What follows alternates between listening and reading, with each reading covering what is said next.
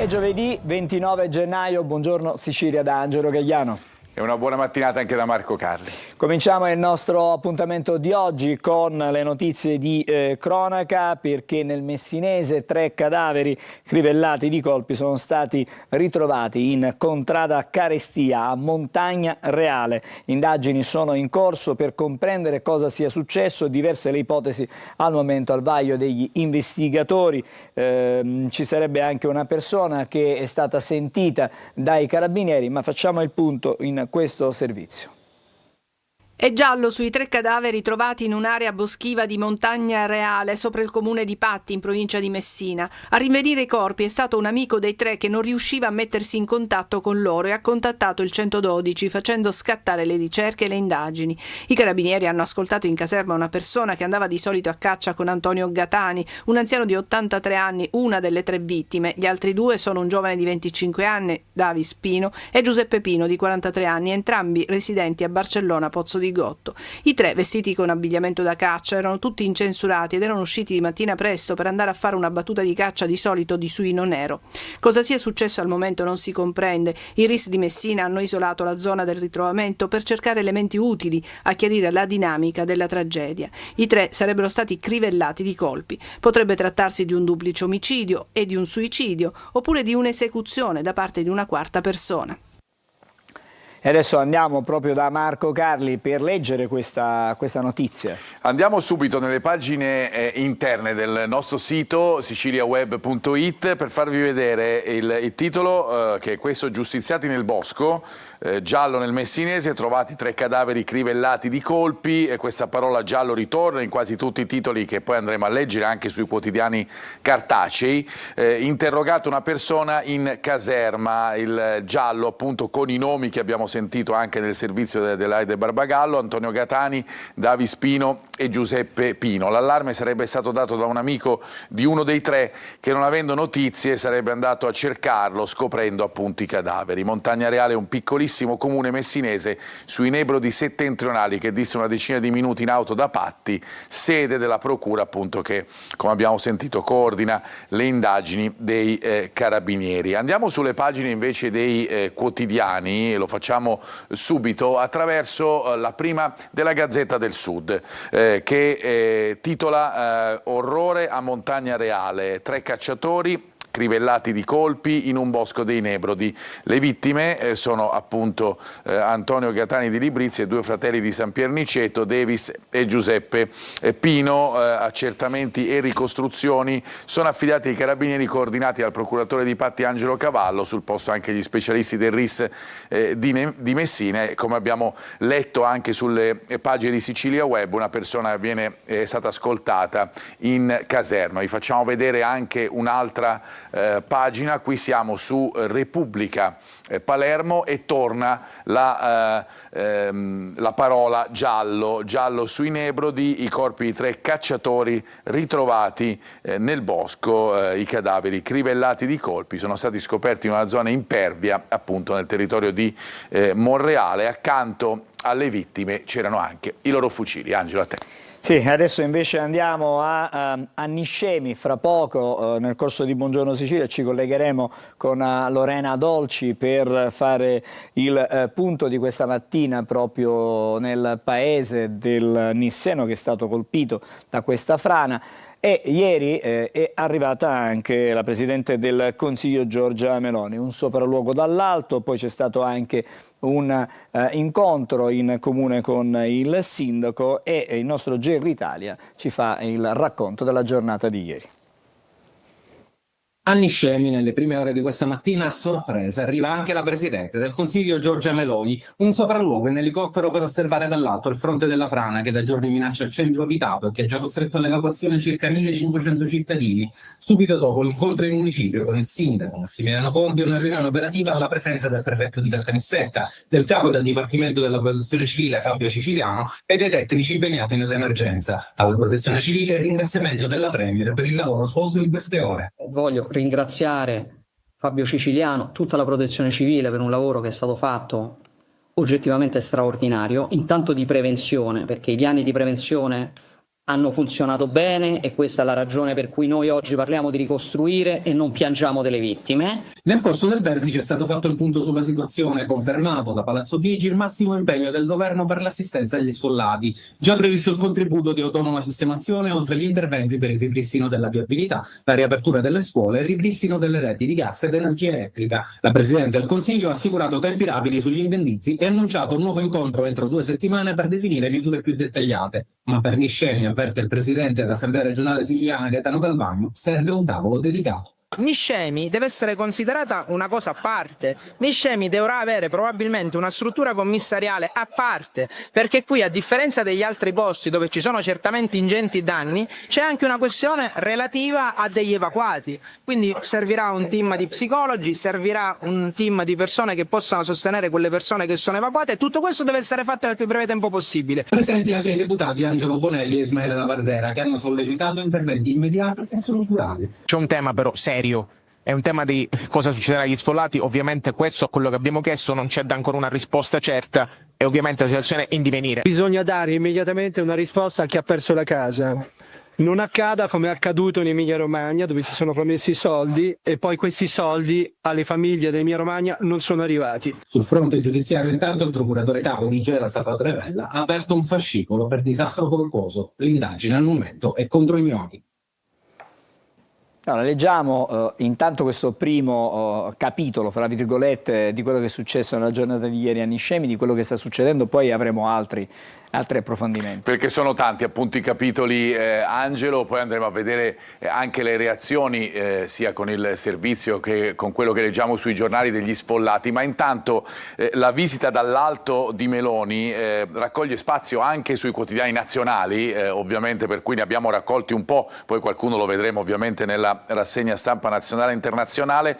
Lo scandalo Niscemi, nessun progetto con i fondi del PNRR, intanto Meloni in Sicilia, siamo su Repubblica, 100 milioni sono solo l'inizio, anche la destra in regione usare i soldi del ponte, questo è un tema che ritroveremo, appunto, i soldi non utilizzati al ponte per tentare di avere qualche soluzione per quanto riguarda il dissesto idrogeologico della nostra regione.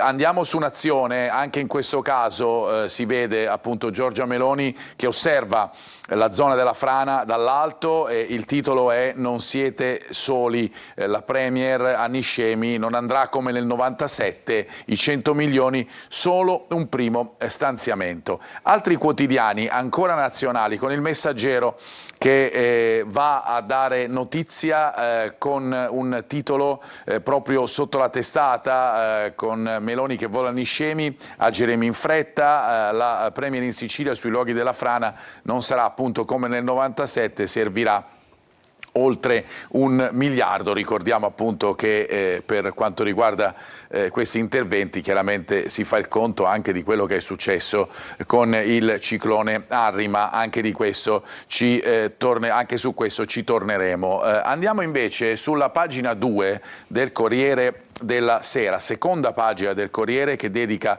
tutto lo spazio a quello che è successo a Niscemi, risposte rapide e la Sicilia punta ai fondi del ponte, lo dicevamo prima, volteremo pagina, dice la Premier, il passato non si ripeterà, la Regione intanto vuole dirottare 1,3 miliardi con tutte le immagini appunto che si vedono, compresa quella della frana. Restiamo adesso nelle pagine invece dei quotidiani regionali ancora per andare a dare uno sguardo a quella che è la notizia appunto di ieri, e questo è il titolo che troviamo su Gazzetta del Sud. Meloni davanti al disastro, perché di questo si tratta, garantisce però fondi e tempi brevi. Con un elicottero la Presidente del Consiglio ha sorvolato Niscemi, prima del confronto al municipio la Procura di Gela ha aperto un'indagine per stanare eventuali responsabilità. Frana censita nel 1997.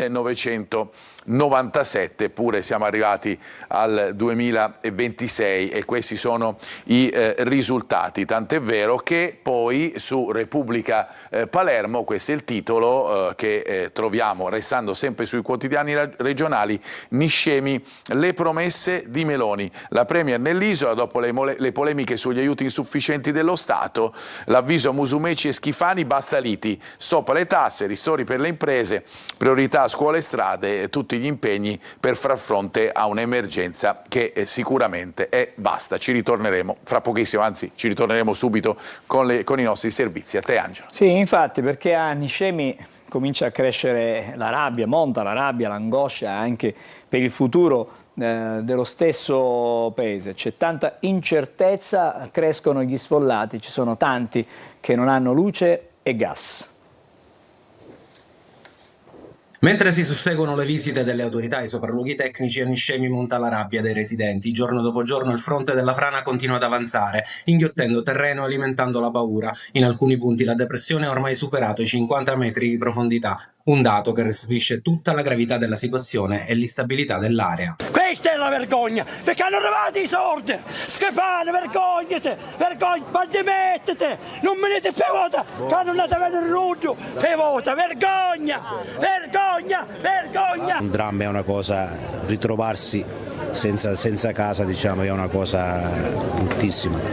Speriamo che praticamente faranno quello che è giusto fare, diciamo. Intanto sono circa 2700 le persone rimaste senza fornitura di gas, un disagio pesante soprattutto per le famiglie e per chi vive nelle zone più colpite. In queste ore la Mediterranea Gas è impegnata in numerosi interventi di messa in sicurezza delle condotte con l'obiettivo di ripristinare il servizio nel più breve tempo possibile. A confermarlo il sindaco di Niscemi, Massimiliano Conti. Già stiamo lavorando da ieri di notte al gas per ripristinare il gas, ci sono delle squadre notturne che stanno lavorando, ma stanno lavorando anche di giorno e quindi a breve ripristineremo anche il gas.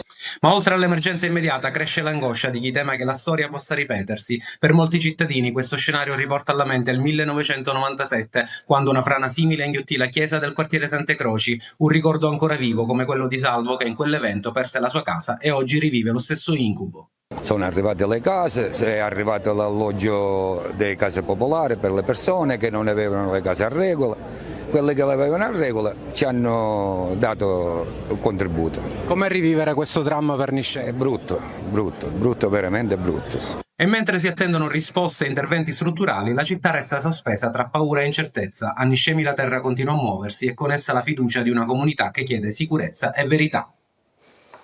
Certo, vedere queste immagini impressiona e anche tanto, Marco. Impressiona ed è giusta anche la reazione delle persone che sono coinvolte e su questa reazione si è incentrato il servizio che abbiamo sentito, ma anche alcune pagine dei quotidiani nazionali. Qui siamo su Corriere della Sera, sempre nelle pagine interne, le prime pagine del quotidiano nazionale. Ecco le parole delle persone sfollate: la frana ci circonda, le case cadranno, l'ira degli sfollati è dal 1997 che aspettiamo interventi. Questo è un tema fondamentale che ricorre, che abbiamo sentito nelle parole di Giorgia Meloni. Lacrime e preghiere fra le famiglie in fuga.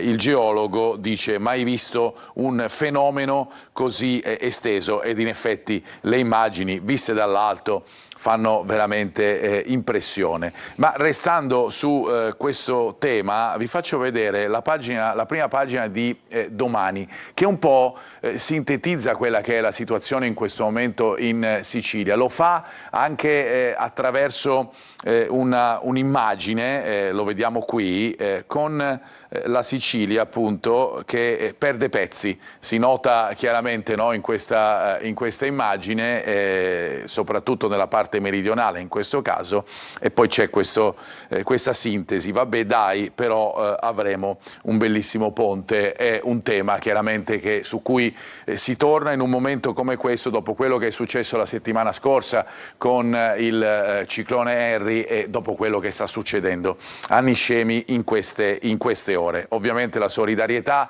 l'abbiamo visto anche nel servizio con queste persone, con tutte le persone, con tutta la Sicilia che si stringe attorno a Niscemi. Niscemi, rialzati, questa è la pagina di Repubblica Palermo e l'abbiamo visto appunto anche sul finale del nostro servizio. Il problema è però tutto quello che non è stato fatto prima, come spesso succede in Italia.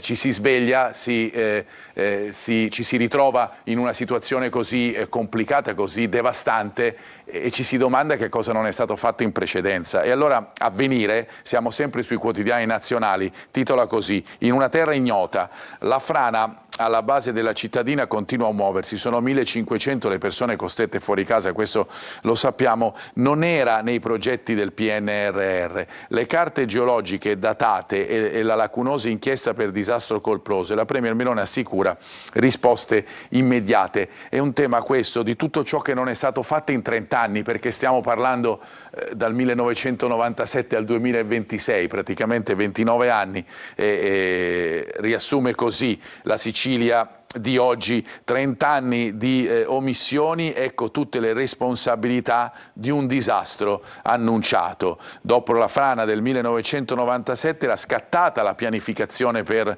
consolidare la collina, ma gli interventi sono rimasti sulla carta. Una lentezza però, sottolinea il quotidiano catanese, che stranamente non c'è stata per il MUOS. Anche in questo caso si vede appunto tutto ciò che è stato ripreso dall'alto con la frana. Chiudiamo questa parte facendo anche un riferimento a quello che sta succedendo a livello mediatico, perché queste immagini stanno veramente facendo il giro del mondo e racconta così questa situazione la Sicilia nel tomo di Caltanissetta, le immagini della devastazione che stanno appunto facendo il giro del mondo. TV, giornali e siti web dagli Stati Uniti all'Arabia dedicano foto, video e servizi alla frana, con altre immagini, lo vediamo, eloquenti del disastro provocato dalla nuova frana che si è incuneata anche nel centro abitato di Niscemi, come sappiamo devastando immobili e strade. A te, Angelo. Restiamo intanto alla presenza della Premier Meloni in Sicilia ieri, ha sorvolato oltre che Niscemi anche le zone colpite dal ciclone Harry, e durante il sopralluogo è stato accompagnato dal capo della protezione civile siciliano e anche dal ministro Nello Musumeci. Poi a Catania ha incontrato il sindaco tarantino ma anche il presidente della regione. Sentiamo, vediamo questo servizio. Giorgia Meloni, arrivata in Sicilia, ha sorvolato in elicottero le zone colpite dal passaggio del ciclone Harry, accompagnata dal capo della Protezione Civile Nazionale siciliano e dal ministro Nello Musumeci. Dopo la visita a Niscemi, il paese sconvolto dalla frana, il sopralluogo del Presidente del Consiglio si è spostato a Catania, dove ad attenderla c'era il sindaco trantino. Dopo aver ribadito la dichiarazione sullo stato d'emergenza dell'isola, deliberata dal Consiglio dei Ministri, ha voluto spegnere le polemiche. E giustamente ha ricordato che in Emilia, in cui tutti dicono il governo ha dato 2 miliardi, sì, ma il primo stanziamento fu di 30 milioni. Quindi è chiaro che poi questi soldi arriveranno nel momento in cui procederemo con le ulteriori stime, con gli ulteriori rendiconti. Ma non finisce qui. Mi ha detto che allo studio del Consiglio dei Ministri anche un ulteriore decreto del Ministero dell'Economia con cui consentire gli sgravi tributari, le esenzioni tributarie più che altro a chi ha subito danni. Il Premier ha anche incontrato il presidente siciliano Schifani chiedendo una concreta stima dei danni. Anche la Regione Sicilia farà la propria parte, lo ha confermato in questa riunione. L'obiettivo principale è quello di dare risposte immediate a coloro i quali hanno subito danni. La Regione inoltre sta lavorando sui bandi. I bandi arriveranno a breve per quanto riguarda la Regione e le persone avranno al più presto, entro poche settimane, un ristoro non inferiore a 5.000 euro, e poi chi vuole avviare un'attività commerciale ci sarà un ulteriore bando che prevederà contributi a fondo perduto. Allora, la visita della Meloni è proseguita, ieri abbiamo sentito anche a Catania. Anche questo è ovviamente un tema, anche se Niscemi ha preso il sopravvento, però tutto ciò che è successo poi a Catania nelle ore successive ritorna anche nelle cronache dei quotidiani. In questo caso siamo sulla Sicilia. Meloni per dare risposte celeri, lavorare insieme e in buona fede. Il vertice in prefettura a Catania, affrontare possibilità, strategie da attuare e tempi. Schifani, come abbiamo sentito, conferma l'impegno di Roma, nuove polemiche sui fondi, intanto si attiva anche l'Europa. E poi c'è un tema che abbiamo anche affrontato nei nostri telegiornali per quanto riguarda le mareggiate, la beffa delle polizze, la norma sartoriale che ci danneggia, e ancora le immagini della devastazione chiaramente visibile ancora dopo una settimana nelle zone marittime della Sicilia orientale. A te, Angelo. E adesso le altre notizie di cronaca, ce n'è una della mattinata e dovremmo avere anche delle immagini, perché a Palermo ci sono stati dei controlli straordinari dei carabinieri allo Zen 2. Ci sono stati anche 5 arresti per detenzione e spaccio di droga. Tra gli arrestati c'è anche un intero nucleo familiare, padre, madre e 2 figli. La droga e armi sono state sequestrate nel cuore del quartiere. Le immagini ve le faremo vedere più avanti nel corso della giornata nei nostri telegiornali. Intanto nell'operazione sono stati impegnate decine di militari. Ma ieri invece c'è stata una importante e imponente operazione contro il cybercrime. Bastavano pochi euro al mese per abbonarsi alle più note piattaforme TV a pagamento. Dietro c'era una organizzazione internazionale, ci sono 31 indagati. Sentiamo questo servizio. 31 indagati, 9 nazioni coinvolte, 11 città italiane, tra cui Catania, Messina e Palermo. Sono alcuni numeri dell'operazione Switch Off contro il cybercrime e la pirateria audiovisiva che ha permesso di fare luce su una rete criminale che gestiva un'attività internazionale di streaming illegale.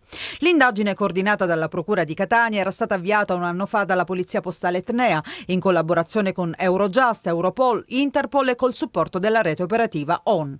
Abbiamo, oltre l'Italia, chiaramente la Romania, il Regno Unito, la Spagna, il Canada hanno collaborato, la Corea del Nord, l'India.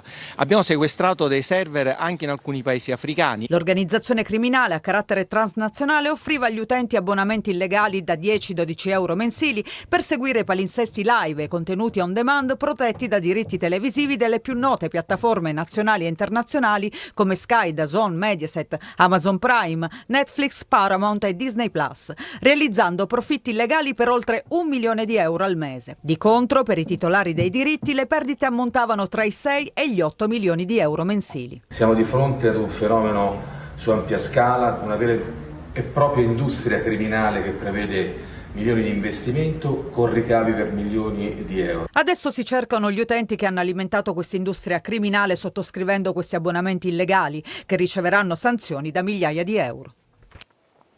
Allora, questo è un proseguo in qualche modo di un'operazione già avviata un po' di tempo fa e comunque per il momento si è messo fine a questo business assolutamente illegale. Esattamente, anche perché è una guerra quella contro la pirateria che va avanti ormai da tempo, e ieri c'è stato un colpo certamente importante, come abbiamo sentito nel servizio e come rivediamo anche all'interno delle pagine dei quotidiani, come in questo caso sulla Sicilia, il mosaico delle pay TV craccate, gli utenti pirata a rischio multe. Questo è un dato anche importante, perché chiaramente spesso e volentieri chi utilizza queste piattaforme, diciamo, illegali poi può rischiare in questo caso delle multe. Audiovisivo da Catania agli Emirati Arabi, 31 indagati per lo streaming illegale. Prima di restituirti la linea, Angelo, io voglio farvi vedere ancora delle prime pagine che non abbiamo fatto vedere in precedenza, sempre dei quotidiani regionali.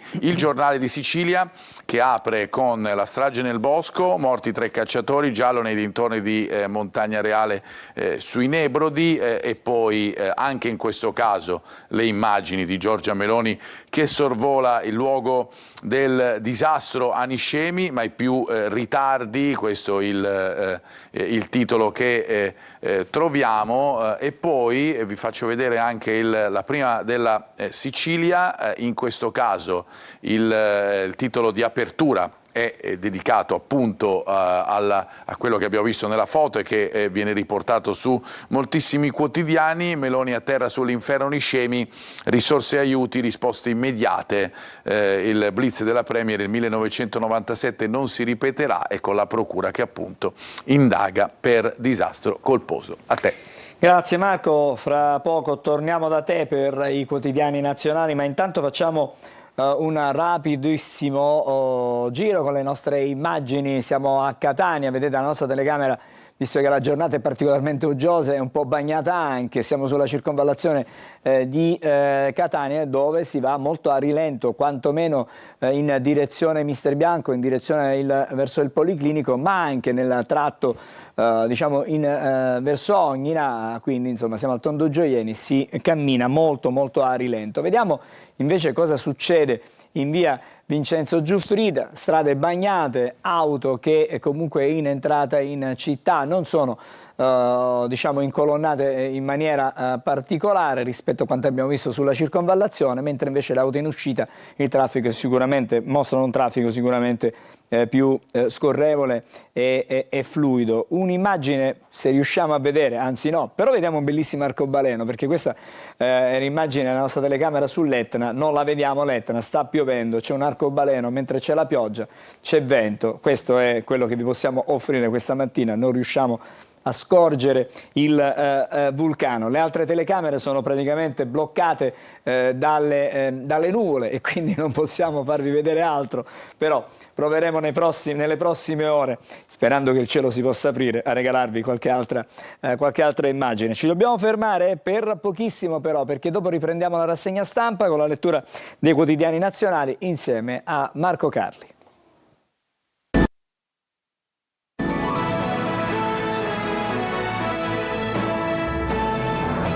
Torniamo insieme e allora è il momento di leggere i quotidiani nazionali. Marco, vedo alle tue spalle il Corriere già. Esatto, ma indovina poi di chi si parla, no Angelo? Perché è ormai... I soliti noti. Esatto, il solito noto in questo caso, perché stiamo parlando di Donald Trump, perché in questo caso i suoi strali si concentrano verso un'altra nazione o un'altra zona del mondo, l'Iran. E allora siamo appunto sul Corriere della Sera, perché il titolo è questo: la minaccia di Trump all'Iran, ultimatum della Casa Bianca sul nucleare, gli ayatollah pronti a entrare in guerra. La minaccia è questa: gli Stati Uniti sono pronti ad attaccare se l'Iran non negozia. Troveremo altri titoli sui quotidiani nazionali, essenzialmente sono tre le aree che sono interessate più di tutte: questa dell'Iran, la situazione referendum in Italia, perché si andrà regolarmente al voto a fine marzo, e poi quello che è successo a Niscemi, di cui abbiamo già parlato con la prima parte della nostra rassegna stampa. Andiamo a vedere le pagine interne proprio per darvi un'idea un po' più articolata di quello che sta succedendo vicino all'Iran. Trump che lo minaccia con l'armata, accordo sul nucleare o colpiamo. Teheran risponde, pronti alla guerra. Il cancelliere Merz, il regime ha i giorni contati. Il numero di navi che compongono l'armata inviata da Trump nel Golfo Persico, a guidare le squadre la portaerei Lincoln, che vediamo in questa foto, con tutta la mappa chiaramente della dislocazione anche delle forze militari americane. L'altro tema, vi dicevo, è quello del referendum del 22 e 23 di marzo, con le date che sono state confermate. Anche in questo caso restiamo sul Corriere, il referendum confermato, la lite sul mancato voto ai fuori sede, lo stop al ricorso sulla data, Camera bocciata la proposta dell'opposizione per i non residenti. La riforma e il quesito, ricordiamo per per chi i pochissimi non sanno o non ricordano, il tema del referendum è legato alla riforma costituzionale della giustizia. È stata approvata dalle Camere senza maggioranza qualificata, è stato perciò chiesto e ottenuto un referendum confermativo senza quorum per sottoporlo appunto alla cittadinanza. C'erano state delle firme, come abbiamo visto, ma invece è arrivata la conferma del voto per il 22 e il 23 di marzo. Le aperture dei quotidiani, dicevamo, molti aprono con la diatriba, chiamiamola ancora così, fra Stati Uniti e Iran, per cui su Repubblica, questo è il titolo, l'armada diventa un po' spagnolo di Trump, pronti a colpire l'Iran, il presidente degli Stati Uniti senza l'accordo, il nuovo attacco peggiore che a giugno. Teheran parla di reazione e lo stop della Cina, no all'avventurismo militare, e diciamo che questa è una situazione che è un po' diventata un'abitudine di questo periodo. Diciamo che quando Trump ravvisa delle situazioni che non sono tanto confortevoli per gli Stati Uniti, minaccia appunto l'intervento dell'esercito. Stesso discorso per quanto riguarda la stampa, anche qui siamo con questo titolo, l'assedio di Trump, è il titolo del quotidiano torinese, trattate o siete finiti? Intanto il premier slovacco Donald ha problemi mentali, poi la retromarcia, si ritrova anche questi titoli, in questo caso il sommario dell'articolo di in prima pagina, del titolo in prima pagina della Stampa, con le parole poi ritrattate del premier della Slovacchia. Anche il Giornale, Domani e il Riformista titolano in questo modo. Il Riformista titola così: arrivano i nostri, Trump minaccia l'Iran, la nostra armata va verso di voi. Ecco, infatti rappresentata appunto da questa portaerei stracolma di aerei già dotati di bombe. Teheran, reagiremo, emerse rincara, sarà la volta buona, vedremo che cosa succederà in futuro chiaramente. Vi dicevo poi degli altri titoli, anche in questo caso dei quotidiani nazionali, sul referendum. Qualche quotidiano decide di aprire proprio con questa notizia, come ad esempio Il Resto del Carlino, che chiaramente anche Nazione e Il Giorno, come sapete, referendum, ricorsi bocciati, confermata la data di marzo. Il TAR non accoglie le richieste di rinvio del Comitato Cittadini del No alle urne il 22 e il 23 marzo, governo e sostenitori del sì soddisfatti, ma è polemica sul rigetto del voto fuori sede. Sappiamo quanto è importante sia per la maggioranza che per l'opposizione questo referendum che delineerà probabilmente anche le forze in campo in tal senso. Anche il Messaggero dedica spazio a questa notizia, ma anche alla notizia su Cran. Anche in questo caso è l'unico quotidiano che apre con questa news legata all'inchiesta in comune, indagato l'ex responsabile per la sicurezza, deputati svizzeri contro l'Italia, l'ambasciatore non torni. Queste sono le notizie che troviamo sul Messaggero. Vado a farti vedere, Angelo, e poi ti restituisco la linea, altri due quotidiani che sono Libero e il Manifesto, con due aperture diverse. Sul Libero troviamo in questo botta e risposta che sempre c'è anche sui quotidiani fra una parte e l'altra della politica italiana, l'indottrinamento rosso, così lo chiama Libero, il prof mi chiama fascio, scuola, i racconti shock, le risposte al questionario dei giovani di Fratelli d'Italia, parlate dei documenti di sinistra, il mio esultava per Charlie Kirk. Il PD insorge e chiede di fermare tutto appunto su Kirk. Ma invece sul Manifesto c'è questo titolo, e ritorniamo così per chiudere il cerchio di questa nostra rassegna stampa, il titolo è questo: Cado dalle nubi. A 12 giorni di distanza dalla frana, la Presidente del Consiglio si fa vedere a Niscemi dopo il sopralluogo dall'alto, spiega che i pochi milioni stanziati dal governo sono un anticipo, ma non prende impegni mentre la zona rossa si allarga e il Paese rischia di svuotarsi. Chiudiamo appunto il cerchio con le notizie con cui abbiamo aperto e di cui continueremo a parlare nel corso di Buongiorno Sicilia. A te, Angelo. Sì, grazie Marco, infatti è così, fra poco ci collegheremo con Niscemi, ma intanto facciamo una breve sosta e poi saremo di nuovo insieme a voi.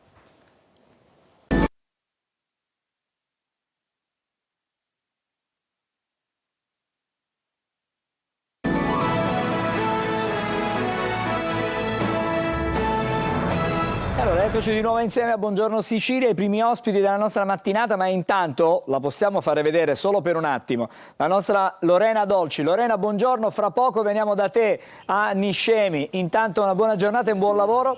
Ci collegheremo con Niscemi fra non molto. Intanto, dicevo, i nostri ospiti in studio. Con me c'è Bruno Puglisi, buongiorno, che è il delegato del Banco Farmaceutico di Catania, accanto il dottore Giuseppe Buccheri, che è responsabile della Compagnia delle Opere della Sanità Sicilia e dunque stamattina parliamo di un'operazione che non è nuova, un'operazione che è andata, diciamo, in scena, fra virgolette, passatemi il termine, anche in altre annate, in altre stagioni. Siamo arrivati alla 26esima edizione, perché si accendono i riflettori sulla giornata della raccolta del farmaco. C'è una difficoltà che si allarga a macchia veramente d'olio anno dopo anno, direi anche forse settimana dopo settimana, non solo nel nostro territorio, che è quello della fragilità, delle difficoltà a reperire i farmaci per le fasce più diciamo fragili. Sì, già siamo alla 26esima edizione e qui a Catania partecipiamo con la sede provinciale dal 2005 e cresciamo sempre di più, c'è sempre di più di bisogno perché c'è una povertà di natura economica, una povertà anche di natura sociale, quindi una difficoltà di molte proprio classi di popolazione ad accedere al farmaco, sia per problemi economici ma anche molte volte per problemi culturali, e questo noi lo viviamo molto per esempio anche con i migranti. Il Banco Farmaceutico, attraverso le giornate di raccolta del farmaco che quest'anno si svolgeranno dal 10 al 16 di febbraio, cerca di andare incontro a quelle che sono le necessità degli enti che poi seguono appunto queste persone che non possono permettersi di acquistare un farmaco. In provincia di Catania l'anno scorso abbiamo avuto 39 farmaci che hanno aderito, quest'anno puntiamo, già siamo quasi a quota 50, quindi già un buon incremento, sì. Abbiamo avuto 16 enti che abbiamo assistito l'anno scorso, quest'anno già ne stiamo diciamo, avendo di più e abbiamo raccolto l'anno scorso circa 3.500 confezioni, speriamo quest'anno di crescere ancora di più. Allora, quello che ci spiegava prima il dottore Puglisi riguarda anche un sistema di rete, la capacità di fare rete, la capacità di consentire a diverse anche associazioni di lavorare in rete per poi raggiungere quello che è un risultato quasi capillare, no? Per poter raggiungere chi poi il farmaco veramente non lo può acquistare. Sì, la rete è costituita nel caso appunto del banco farmaceutico, dalle farmacie che aderiscono al banco farmaceutico e che quindi aprono le porte di questa iniziativa ai cittadini che durante la settimana si recheranno in farmacia e acquisteranno un farmaco da donare ai più fragili, a chi ne ha di bisogno. Poi, chiedo scusa se la interrompo, questo farmaco acquistato viene messo da parte e verrà consegnato poi alle associazioni che andranno a ritirarlo, in qualche modo. I farmaci acquistati alla fine della settimana, tutti i farmaci verranno messi in dei cartoni. Noi fra l'altro da quest'anno abbiamo una collaborazione con le MTS che ci è venuto incontro e fa parte di quella rete a cui lei faceva riferimento. Quindi MTS con mezzi propri raccoglierà con all'interno del mezzo appunto dell'MTS dei farmacisti volontari, raccoglieranno i cartoni e li porteranno in un centro logistico dove poi verranno smistati agli enti che assistono i poveri. Allora, proprio su questo volevo tornare io, perché abbiamo parlato, spesso parliamo di povertà alimentare, di difficoltà ad acquistare i beni di primaria importanza, diciamo quotidiani, ma anche il farmaco è certamente un bene primario, anche un semplice antinfiammatorio, se non si può acquistare, può alla fine mettere in difficoltà la persona. Sì, diciamo che appunto questa difficoltà di acquisto del farmaco si allarga sempre di più, come abbiamo detto prima, soprattutto sulle fasce più fragili, soprattutto, come dicevamo prima, anche su diciamo delle classi, soprattutto per esempio i migranti oppure i senza tetto. Quindi è molto importante l'aiuto delle associazioni che conoscono in maniera capillare il territorio, che dialogano ogni giorno con queste persone, perché non è neanche facile aiutare. Bisogna creare rete, come appunto diceva prima, farsi aiutare dalle associazioni di terzo settore che conoscono bene le realtà, conoscono le famiglie e le unità di strada, conoscono i senza tetto, i centri di accoglienza, conoscono tutte le persone che arrivano, i migranti, conoscono anche la loro lingua, riescono ad aiutarli, e quindi nell'aiuto anche il poter fornire un semplice antinfiammatorio, un antipiretico, perché comunque nella settimana di raccolta del farmaco i farmaci raccolti saranno i farmaci senza obbligo di prescrizione medica e di libero acquisto, oppure gli integratori, quindi diciamo da banco. Farmaci da banco, SOP, OTC e integratori. C'è una collaborazione anche fra le altre diciamo, associazioni con la Caritas, che è una che è presente sia per quanto riguarda la quotidianità dell'assistere con i pasti caldi, magari un posto letto per chi non riesce ad avere un riparo, e c'è quindi questa possibilità di raggiungere, grazie alla Caritas, le persone che sono in difficoltà. Sì, e le do un elemento di novità su questo. Noi il banco farmaceutico si occupa non solo della settimana di raccolta del farmaco, ma ormai da alcuni anni come banco farmaceutico noi ci occupiamo anche della raccolta del farmaco valido.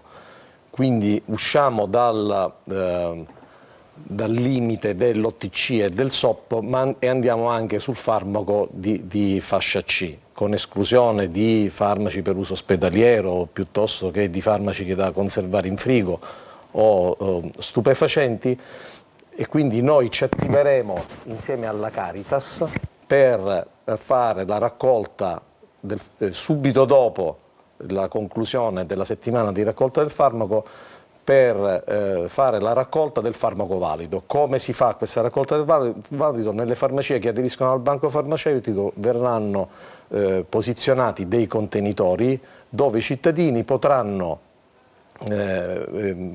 mettere tutti i farmaci che loro non usano più.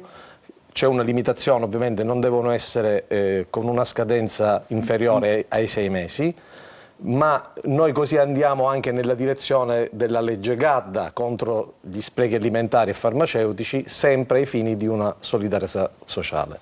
Un'ultima osservazione riguarda, come dicevamo prima, che questa povertà sanitaria è strutturale. Allora servono anche una concertazione tra le istituzioni.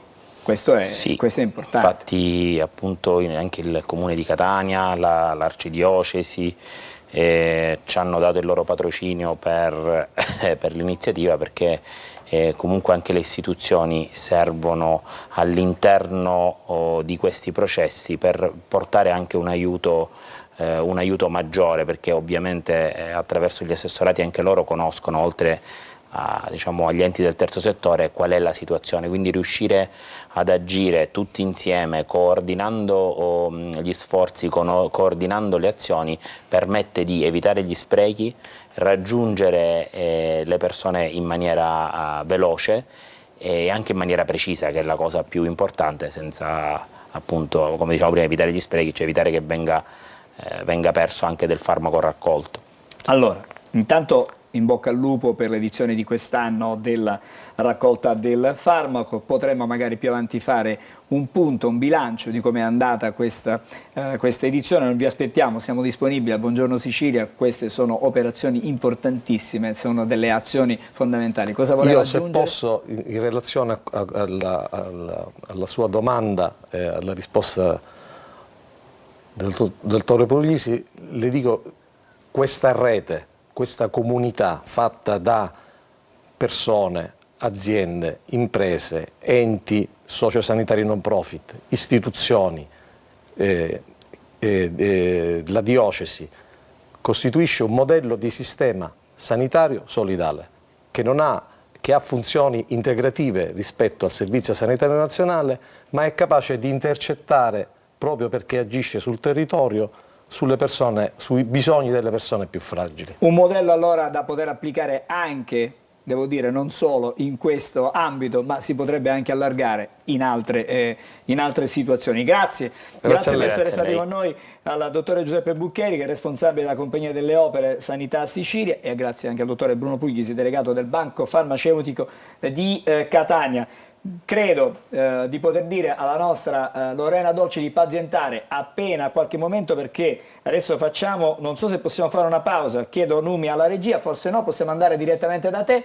Allora, buongiorno ancora Lorena, dietro di te possiamo dire che c'è un paese fantasma, non c'è praticamente anima viva in giro per il paese, tu sei al limite quasi della zona rossa. Esattamente, proprio queste sono le transenne, una delle tante transenne che delimitano la zona rossa. Qui a Niscemi è stata una notte di pioggia, ed è una pioggia che fa paura, non perché c'è stato un ciclone o un'ondata di maltempo, perché la pioggia continua a inzuppare questa frana gigantesca, questo fronte lungo già 4 chilometri che potrebbe allungarsi. È una pioggia che continua quindi a inzuppare una frana che è una frana attiva, è una frana in movimento. Qui la terra, hanno detto i geologi, continua a muoversi. Questa è la quarta notte che i 1500 sfollati della zona rossa passano praticamente fuori casa, da amici, da parenti, nelle seconde case oppure nei ricoveri che sono stati predisposti dalla Misericordia. Hanno appunto lasciato queste che vedete alle mie spalle, e come dicevi tu sono ormai case fantasma. Vedete, sono case lasciate così com'erano, balconi chiusi, serrande abbassate, senza segni di vita.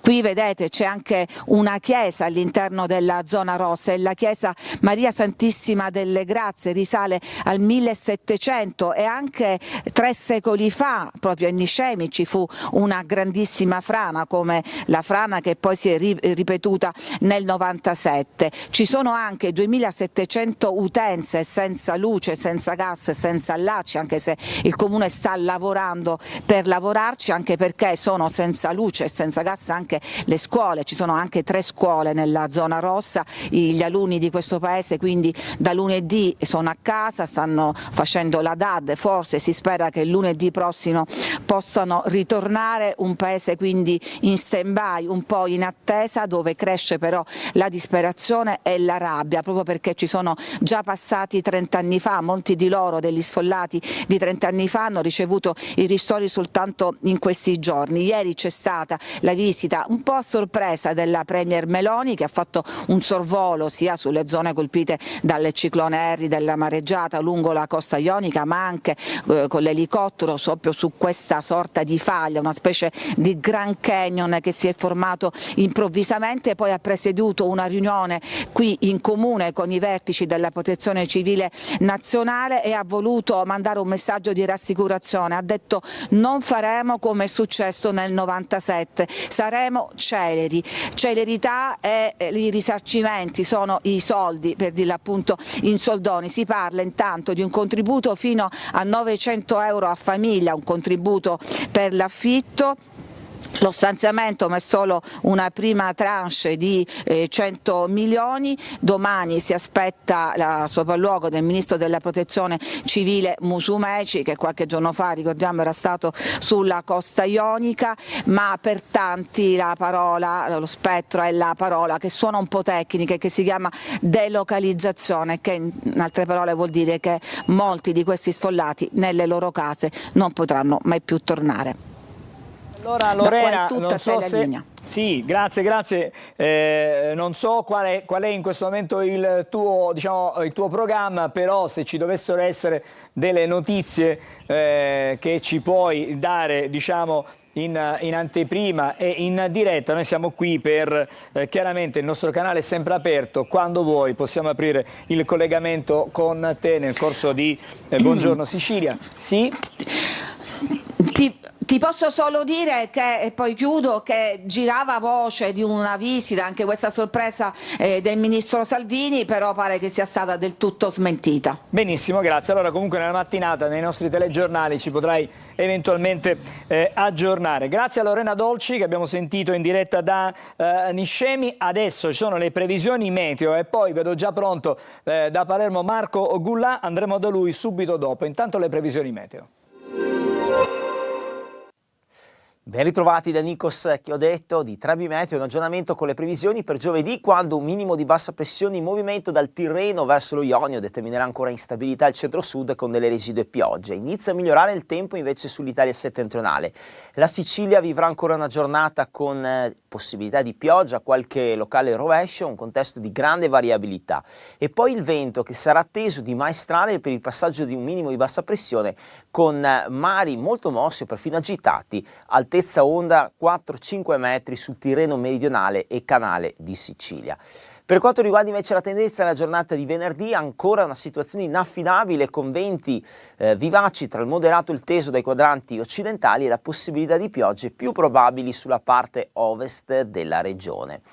Rimanete aggiornati sulle vostre località di interesse scaricando l'app di Trebi Meteo o visitando il nostro sito web.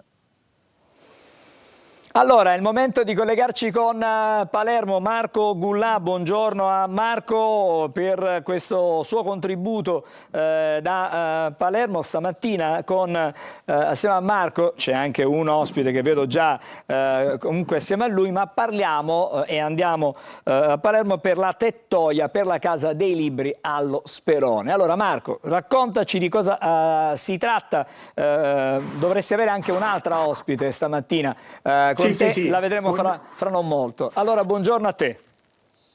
Buongiorno Angelo, sì, infatti causa maltempo e soprattutto il traffico che a Palermo non manca mai, la preside dell'Istituto Pertini, Antonella Di Bartolo, è in arrivo. Io invece sono con il signor Giuseppe. Quella che vedete alle mie spalle è la Casa dei Libri, che nasce proprio nel cuore dello Sperone. Purtroppo dello Sperone ovviamente spesso leghiamo anche delle notizie di cronaca, invece questa volta vi vogliamo parlare di questa bellissima iniziativa. È una casa dei libri, soprattutto è una libreria condivisa. Qui chiunque può portare un libro, può prenderlo ovviamente in prestito.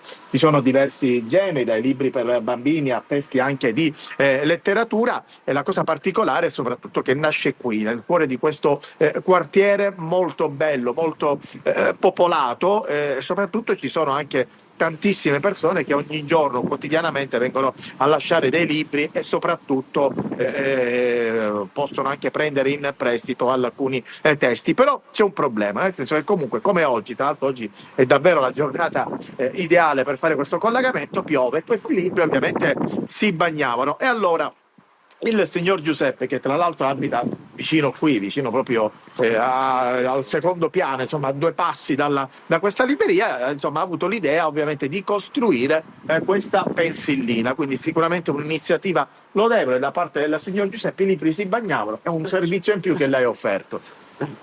Abbiamo avuto l'idea di pensare questa pensillina e qua, e io assieme a un cugino mio l'abbiamo realizzata per evitare proprio di buttare libri, poi che la gente prendeva i libri, venivano buttati, erano bagnati. Noi abbiamo costruito sta pinsellina. Signor Giuseppe, da quanto nasce questa casa dei libri? Quanti anni è che è qui a Pubblico? Sarà qualche annetto, penso che ci sia questa dei libri qua. Però ora abbiamo visto che è un po' male e abbiamo pensato di fargli una bella visita. Assolutamente, una bella pizzina. Intanto accogliamo anche la nostra preside, la preside Antonella. Buongiorno Antonella Di Bartolo. Il bello della diretta, il traffico a Palermo è sempre insomma abbastanza presente. Antonella, parlavamo anche con chi ha realizzato questa pensillina, questa tettoia che proprio per la giornata di oggi è fondamentale. Si ripari.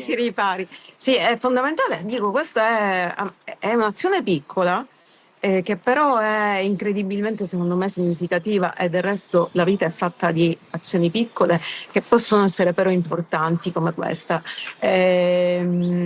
È quasi commovente, nel senso che delle persone del quartiere che vedono i bambini agire qui, prendere in prestito libri, muoversi e avere la cura del luogo, anzi offrire qualcosa, delle proprie competenze per metterla proprio al servizio del quartiere, è secondo me una lezione di vita incredibile.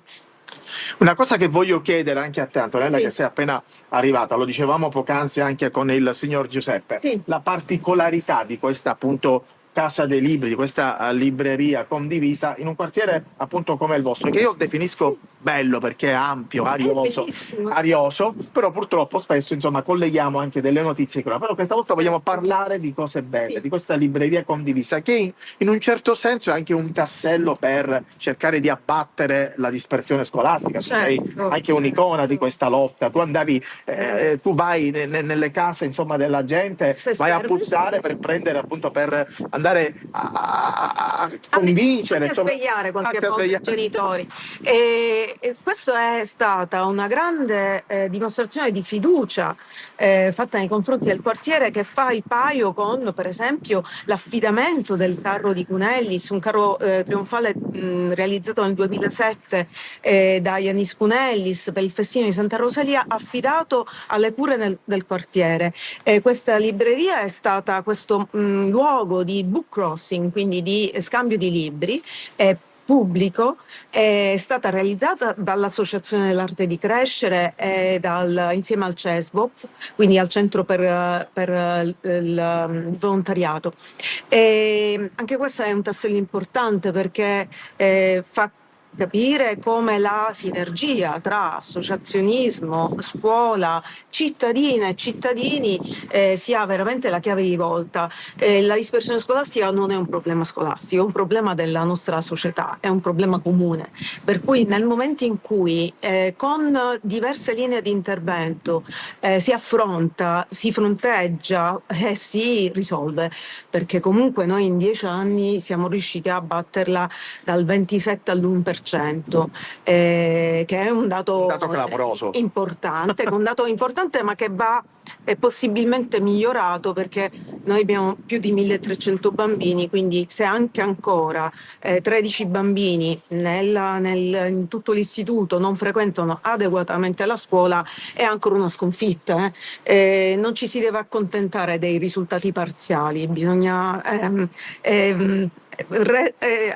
prenderceli tutti i risultati buoni e sostenerli nel tempo. Ecco, in questo cittadine e cittadini come il signor Diliberto, le associazioni come l'Arte di Crescere e Amici dei Musei Siciliani, che hanno voluto il restauro del carro di Cunellis, sono tutti tasselli di fiducia data al quartiere, ed è quello che stiamo facendo anche con un'altra iniziativa che ha Abiti Ribelli, per la realizzazione di un'area fitness pubblica e gratuita, sempre con l'Associazione dell'Arte di Crescere, e sempre qui nel quartiere Sperone. Ci sono luoghi al margine, non necessariamente margine geografico, che hanno delle risorse umane incredibili e che aspettano soltanto di essere, diciamo, valorizzate.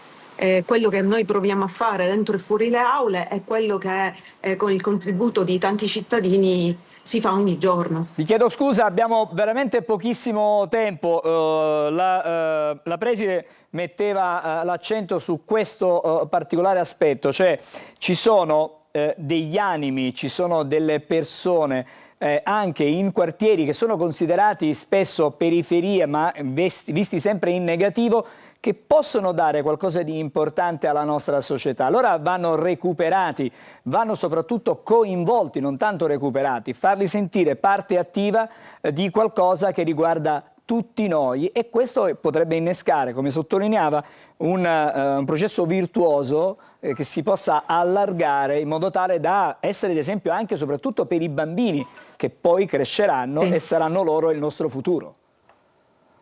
Pensate che lezione hanno ricevuto i bambini non dagli insegnanti o comunque non solo, ma da questi cittadini, da questi loro genitori, da questi loro nonni che hanno fatto un'azione per la comunità. Penso che si impara dappertutto, si impara anche percorrendo le strade. Il tema è starci per strada. Nel senso che poi molte istituzioni e anche, ahimè, molti amministratori stanno troppo chiusi negli uffici e non si rendono conto della vita che c'è nelle strade, la vera vita delle persone, la incroci nelle strade e anche nei quartieri, diciamo, apparentemente più sperduti e che invece hanno delle potenzialità magnifiche.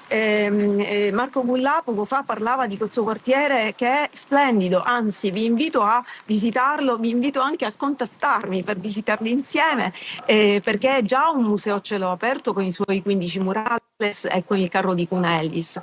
Stiamo lavorando tanto altro e sono belle anche le scuole, e questo penso che sia un importante, perché la bellezza si impara. Allora, grazie. Però una volta che poi si riconosce. Ci dobbiamo fermare, grazie davvero per questo contributo, siete sotto la pioggia, fra le altre cose meno male che c'è anche la pensilina, grazie per essere stati con noi questa mattina, a Marco Gullà, alla Preside, a Antonella Di Bartolo e anche al signor Giuseppe, dico bene?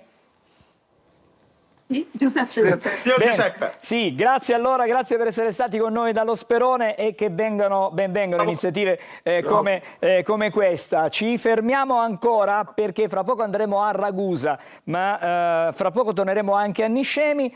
Restate insieme a noi a Buongiorno Sicilia.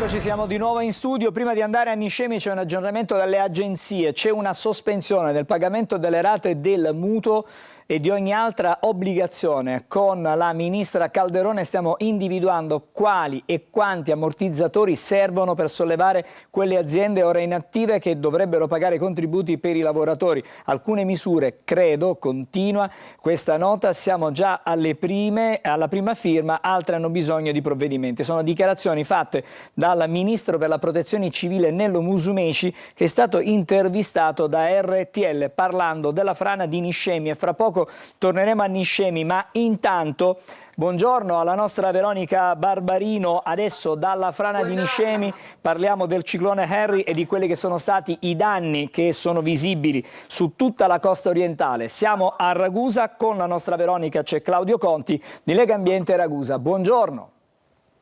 Buongiorno. Buongiorno a voi. Sì, parliamo di conta dei danni dopo il ciclone Harry e i 4 presidenti dei circoli di Lega Ambiente della provincia di Ragusa si sono messi insieme contro le autorizzazioni concesse nel tempo da comuni, regioni, provincia e in tutte queste aree a rischio. Loro in maniera provocatoria hanno detto forse il risarcimento dei danni lo dovrebbe chiedere lo Stato alle amministrazioni locali. Quali sono stati, secondo voi, gli errori più gravi commessi in quest'ultimo decennio? Quello di non aver considerato che la fascia costiera è estremamente fragile e quindi qualsiasi tipo di intervento si faccia poi alla fine comporta danni, perché è una cosa che bisogna mettere in evidenza secondo i dati dell'ISPRA: negli ultimi 30 anni il Mediterraneo ha aumentato il suo livello di 2,4 mm, siamo a 6 cm in 25 anni, che sembrano pochi ma sono tanti, e la tendenza è sempre peggiore. Non solo, poi c'è il problema del riscaldamento del mare che determina questi fenomeni, quindi dobbiamo aspettarci anche di peggio. Tutta la costa Iblea era una costa, come dire, con le dune. Sulle dune si sono costruite attività economiche, mi riferisco per esempio alle serre, alla zona Agate, Niscemi, Agate, Vittoria, Santa Croce, e sopra si è edificato, quindi irrigidendo la costa. Ecco, qui stiamo guardando delle immagini. Queste sono delle immagini delle zone dove sono le dune hanno tenuto e quindi hanno protetto dalla furia delle acque le abitazioni che ci sono sulla costa, dove invece non c'erano, l'acqua è entrata dentro, creando anche danni. E poi c'è il problema degli insediamenti estivi, ma poi sono annuali, delle concessioni demaniali. Queste sono quelle che hanno subito i maggiori danni, ma stanno dove uno spazio che è dell'acqua, non è per divertirsi. Quindi il problema è che bisogna cominciare a pensare alla delocalizzazione, perché c'è un fenomeno che è quello del danno, dell'urbanizzazione, del danno, e poi gli interventi per ridurlo significano frangiflutti, che non fanno altro che innescare, come tutte le strutture rigide assieme ai porti, il fenomeno dell'energia del mare, e quindi è il gatto che si rincorre. E quindi diciamo che se noi mettiamo dei frangiflutti davanti alle nostre spiagge, sicuramente protegge queste, ma più avanti ci sarà un'altra volta erosione, e questo è il fenomeno che riguarda tutta la costa. E anche i porti hanno provocato, magari non studiati per bene, qua in provincia hanno provocato diversi danni. Ma c'è la provinciale che da Marzo, che con Ispica va a Pachino, che è totalmente rosa perché era vicino alla spiaggia. Il porto di Pozzallo, che è una struttura economica importante, ma ha creato erosione, e quindi dopo i danni di 20-30 anni fa di nuovo è danneggiato, quindi abbiamo anche danni a infrastrutture. Ecco, porti che dicevamo prima quando non eravamo in onda, che si insabbiano, e quindi fa capire che forse non dovevano stare là. Sì, sono porti tutti insabbiati, e si spende tantissimo per pulirli, e ogni volta c'è una mareggiata, si riempiono un'altra volta, creando poi problemi a chi ci lavora nel porto, oltre ai danni che provoca sottoflutto. Ma quindi quali sarebbero gli interventi prioritari? Cioè, cosa si suggerisce all'amministrazione? Allora, bisogna cominciare a pensare alla delocalizzazione di alcune infrastrutture. E costruire il lungomare a 10 metri dall'acqua, costruire una strada parallela all'acqua, è una cosa che nel tempo creerà danni. Quindi cominciare a ragionare in questo modo. Ma mi pare che anche il Presidente della Regione abbia detto che non può tornare tutto come prima, e ipotesi di delocalizzazione devono essere prese in considerazione. Bisogna cominciare ad adattarsi. La mitigazione mi pare che stia andando male, nel senso che il famoso grado e mezzo della COP di Parigi del 2015 è stato superato, comunque siamo ai limiti, e tutto fa pensare che la riduzione delle emissioni CO2 in atmosfera al momento non sta funzionando, perché parecchi si stanno ritirando. Allora bisogna iniziare con la mitigazione, cioè cominciare a ridurre i danni. Per ridurre i danni bisogna cominciare a togliersi dalle zone dove la natura ritorna. Noi abbiamo preso delle zone della natura e ci abbiamo costruito sopra. Quelle zone vanno liberate. E le amministrazioni hanno comunque poi degli strumenti comunque per poter mettere in pari. Sì, Veronica, io vedo collegata anche la nostra Lorena Dolci, che si trova a Niscemi, quindi andiamo a chiudere brevemente il collegamento da Ragusa. Vedo già Lorena che è pronta, fra poco andremo da lei, quindi l'ultima osservazione proprio sulle amministrazioni che stavi facendo tu con il tuo ospite, e poi andiamo a Niscemi. Sì, quindi dicevo, le amministrazioni hanno gli strumenti, però non li hanno mai messi in campo, tipo l'espropriazione, eccetera. Sì, nella fascia costiera, soprattutto dove ci sono le dune, bisogna evitare che si continui a costruire, perché si continua a costruire. Per esempio bisognerebbe cominciare a ricostruire le dune e farlo nella zona che anche il piano paesaggistico prevede, è zona tutelare dove non si può fare nulla, per utilizzarla come barriera contro l'erosione del mare. Veronica, ci dobbiamo fermare. Grazie, Sì. grazie per questo contributo da Ragusa. Al nostro ospite. Grazie veramente, una buona giornata anche a voi. Torno di nuovo allora a Niscemi, c'è Lorena Dolci e vedo che c'è qualcuno che sta raccogliendo delle cose, sta portando via delle cose dalle proprie abitazioni in questo momento. Sì, ci sono i vigili del fuoco che stanno accompagnando alcune famiglie nelle case dove è possibile per aiutarle a svuotarle. Con noi c'è il signor Di Martino che sta ospitando i suoi familiari, no? C'ho io per la casa quasi in disagio, che abito in via Caracciolo, però ancora attualmente non siamo in zona rossa. È preoccupato anche per la sua casa. Sì, perché siamo già a 150 metri di distanza dalla frana. Non Ecco, è tanto. però invece suo fratello sta proprio... Già sono state evacuate, sì. Quindi lei sta portando queste cassette? Tutto il primo necessario, la prima necessità. È dura, vero? Sì. Da quanto tempo vivevate qua? Da tanto tempo, io sono nato qua proprio in via Mazzini, dove c'è quella casa storica di là, la prima. Ma ve l'aspettavate un po' questo? Mai al mondo. Ma c'era stata una frana 30 anni fa? Anni fa, sì, quello è vero, però non si poteva immaginare che arrivava a questo, perché quella è stata una frana, però è stata una fessura che si è aperta, non è stato niente di... All'altra parte ha fatto disagi, ma qua proprio zero. Purtroppo siamo... E adesso quindi state traslocando, metterete insomma... Le cose più necessarie, non c'è niente per essere sinceri. Lorena... Ti ospito a casa, però il primo necessità dobbiamo prendere che c'ha bambini. Sì, dimmi Angelo. Sì, no, perché volevo chiedere al signore, magari giri tu la domanda, c'è una dichiarazione di Musumeci che per Niscemi adesso c'è lo stop alle rate per i mutui, è una sorta di primo provvedimento ulteriore che si aggiunge a quelli già presi e quindi in qualche modo arrivano dei sostegni, dei supporti. Glielo dico. A proposito dei ristori, si parla di un contributo fino a 900 euro a famiglia, se ne parlava ieri, adesso c'è lo stop alle rate dei mutui, ecco questo può aiutare? Ma penso di sì, qualche cosa si risolverà, io penso. Sperando che arrivino presto. Più che altro fare pure più che altro il gas, perché siamo tutti senza gas a casa, siamo senza acqua calda, senza cucina, senza niente. Grazie.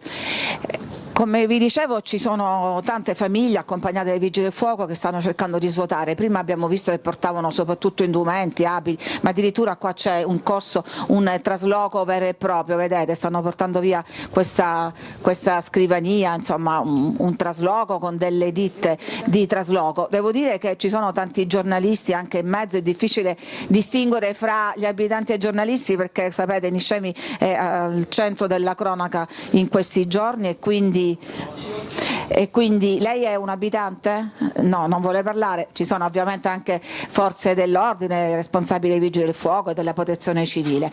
Ecco, qui c'è invece... Ma quando viene? Forse ce l'ha, là non l'hanno fatto. No, basta, per favore. Va bene, d'accordo. Lorena... State lasciando anche voi la casa?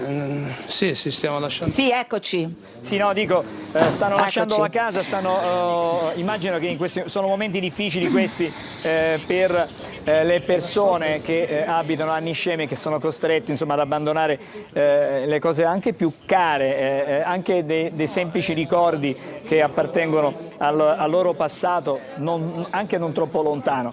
Lorena, ci fermiamo qui per il momento da Niscemi, tu raccoglierai, ci racconterai tutto quello che stai in questo momento vedendo e osservando e ci fai anche partecipi con la telecamera che è guidata dal nostro Giuseppe Messina e nei nostri telegiornali evidentemente potrai darci ulteriori ragguaglie. Grazie ancora per questo tuo contributo stamattina da Niscemi.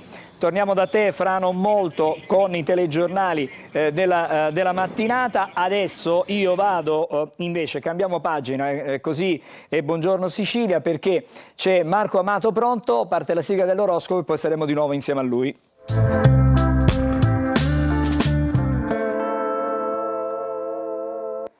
Allora è difficile saltare da un dramma come quello di Niscemi a certamente argomenti più leggeri, più frivoli, fra virgolette, ma è una rubrica fissa, il nostro Marco Amato è qui per raccontarci quello che dicono le stelle, quello che ci raccontano le stelle. E stamattina di che cosa ci parli?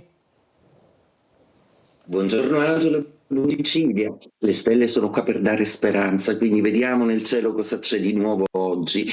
Oggi in particolare vi parlavo di Leonardo DiCaprio, un attore nato sotto il segno dello Scorpione che batte tutti i record e arriva anche ai BAFTA, ovvero agli Oscar inglesi. Ben 14 candidature e questa è la sua settima, tra l'altro ai BAFTA, appunto. Leonardo stupisce tutti con Una battaglia dopo l'altra, un film che non è solo un film ma anche la celebrazione di una filmografia grandissima e immensa e pluripremiata. DiCaprio è appunto uno scorpione, lo scorpione è il segno dell'istrionismo, dentro uno scorpione è il segno del teatro e ci sono 1000 personaggi in cerca d'autore. Sicuramente Leonardo DiCaprio ha dimostrato la poliedricità in questo senso di tutte le sue potenzialità attoriali, quindi auguri. Allora, oggi Venere e Mercurio si congiungono in Acquario, quindi notizie dolci, notizie morbide anche dall'amore, ma non solo, si ammorbidiscono un po' le tensioni, ci sono anche degli alleggerimenti economici in previsione, la Luna in Gemelli e Saturno vuole saltare in Ariete per ricreare una governance economica, quindi Ariete benissimo, vi riprendete ciò che è vostro, il Toro un po' più preoccupato per le disposizioni economiche ma sereno con una solidità familiare. Gemelli, per voi la luna è tutta vostra oggi, per cui leggeri, spensierati e soprattutto brillanti comunicatori. Cancro, Giove isolato non vi aiuta a centrare bene i desideri, la luna però vi suggerisce qualcosa in serata. Leone, per voi dovete oggi prendere coscienza di una distanza, di una differenza tra voi e gli altri, soprattutto in ambito lavorativo. Vergine, per voi oggi è una giornata piena di pensieri positivi e soprattutto amorevoli. Venere è congiunta al vostro pianeta Mercurio. Bilancia, bilancia intellettuale più che mai oggi, grande capacità diplomatica e soprattutto ritorna con la luna in trigono a essere anche amorevole e protettiva. Scorpione, un periodo di successi appunto, ho scelto Leonardo DiCaprio proprio come emblema di questo periodo zodiacale che miete dei veri e propri successi. Sagittario, per voi oggi è una giornata da luna in opposizione, quindi l'umore non è dei migliori, ma sicuramente i pianeti in Acquario vi rendono comunque più fattivi. Oggi preferite agire. Il Capricorno, che si ammorbidiscono sempre di più in amore, ma non lasciano la presa al lavoro. Acquario, ottimo per voi, luna di trigono con tutti i pianeti nel vostro segno zodiacale, non avete che da chiedere. Pesci, per voi oggi è una giornata splendida perché tutto il vostro lavoro sembra infine avere un upgrade, un premio o un riconoscimento, grandi soddisfazioni lavorative e affettive. E detto questo, auguro a tutti tanta speranza e una splendida giornata. Ciao Angelo, buongiorno Sicilia. Grazie Marco, una buona giornata anche a te, ci rivediamo domani. Adesso prima di chiudere torniamo ai quotidiani, c'è un'appendice sportiva, ieri c'è stata la Champions, una serata davvero fantastica con tutte le partite che si giocavano praticamente in contemporanea. Un ritorno ai vecchi tempi, no Angelo, quando c'erano tutte le partite in contemporanea, un ritorno ai vecchi tempi che però non ha portato granché bene alle squadre italiane perché ha vinto una sola, l'Inter, ma non si è qualificata direttamente per gli ottavi, è andata ai playoff insieme alla Juventus e all'Atalanta. Juve con il pareggio, l'Atalanta addirittura perdendo, ha perso anche il Napoli che addirittura è fuori dalla Champions League della squadra campione d'Italia, ricordiamo che dunque resta senza senza partecipazione ovviamente alle coppe europee. Il gol di Di Marco e Diouf hanno fatto vincere l'Inter a Dortmund, mentre l'Atalanta è stata sconfitta dall'Union Saint-Gilloise, la Juventus ha pareggiato a Monte Carlo col Monaco e il Napoli appunto ha perso con il Chelsea. Qualche notizia invece del calcio di casa nostra, perché c'è un giocatore della Serie A, lo sappiamo da tempo, che interessa tantissimo il Palermo e il Palermo ha messo sul piatto tanti soldi, lo vediamo da Repubblica Palermo, 6 milioni per prendere Tramoni, la palla passa ora al Pisa. nuovo rilancio del City Football Group, ma difficilmente l'operazione andrà in porto entro la settimana. Magnani è rientrato in città, ricordiamo che il mercato chiude la settimana prossima. Chiudiamo con il Catania invece, che si gode il momento, ma soprattutto una difesa di ferro nonostante le assenze. Però c'è Ierardi che rientra, c'è Carnielutti pronto a giocare la sua prima con il Catania, c'è Miceli che ha fatto bene anche nella prima partita in rosso-azzurro. A te, Angelo. Prima di chiudere dobbiamo ricordare che la partita, il derby con il Trapani, Giusto. questo dobbiamo dire, è stato rimandato. Aspettiamo comunicazioni ufficiali sulla data di questo recupero. Non si giocherà comunque venerdì 6, così come da programma. Probabilmente potrebbe slittare a sabato o altrimenti a data da destinarsi, ma sarà la Lega, Marco, a comunicare ufficialmente la nuova data, chiaramente, dopo accordo fra le due società. Benissimo, grazie a Marco Carli. Ci fermiamo qui con Buongiorno Sicilia, torniamo domani mattina. Vi lascio i programmi della Rete. L'augurio di una buona giornata.